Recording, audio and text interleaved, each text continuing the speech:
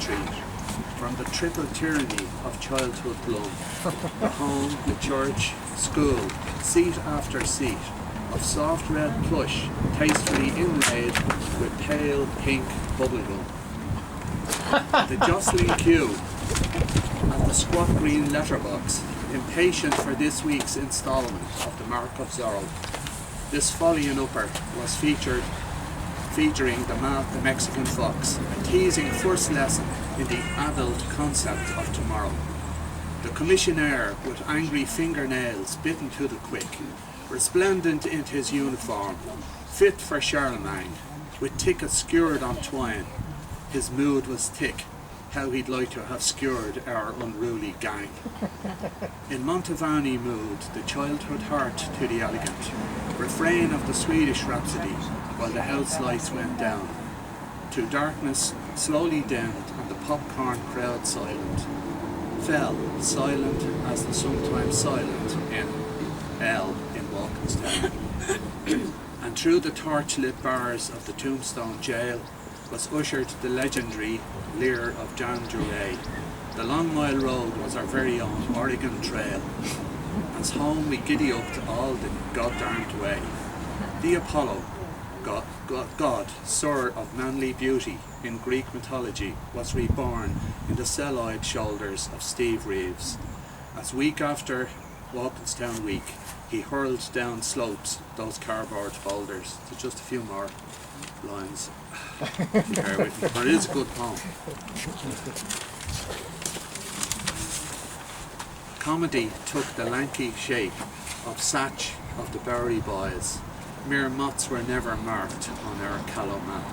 Instead, we jeered Jeff Chandler of steely grey mien with the wry eyes of Victor Mature and Oddie Murphy, the ultimate chap. Later on in Longers, heckling skills were honed on Hal Roach and the other ribald refugees from the Royal. Tap dancers, jugglers, tenors even were occasionally condoned, but sometimes always warbled nobody's child. The purring voice of Peggy Lee will no more Siamese down the cartoon stairs of childhood, or coax from memory a Disney world of animated dogs. For these, the lady, the tramp, the sad, damp epitaph, that's all, folks. Thanks, John, yeah. You want the mic? Don't think so. Good afternoon, everyone. My name is Joan Sherry, and like you all, I have many wonderful memories. In the back seat in the Apollo, yeah! You know what? Well, I don't. No, I do.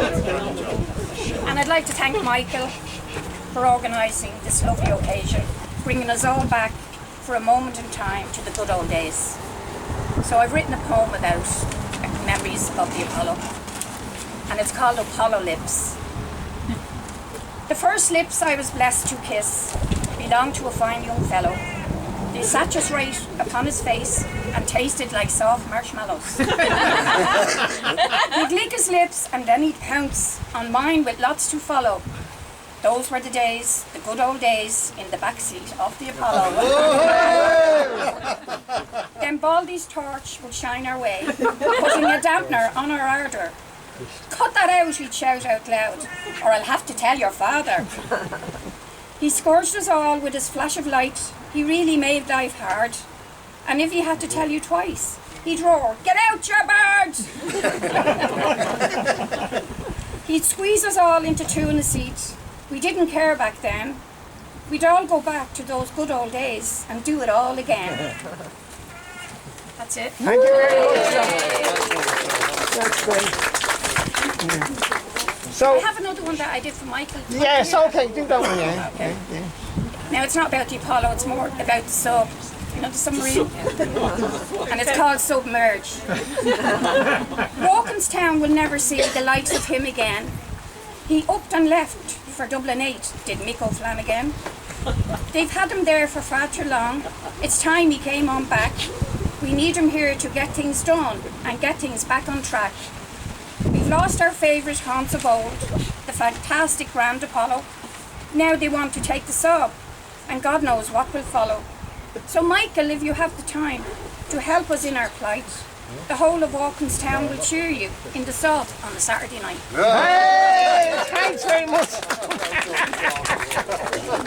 Right, so if anybody else wants to come up and say a word, if anybody wants to say a word about their memories in the Apollo, they're welcome. I never heard of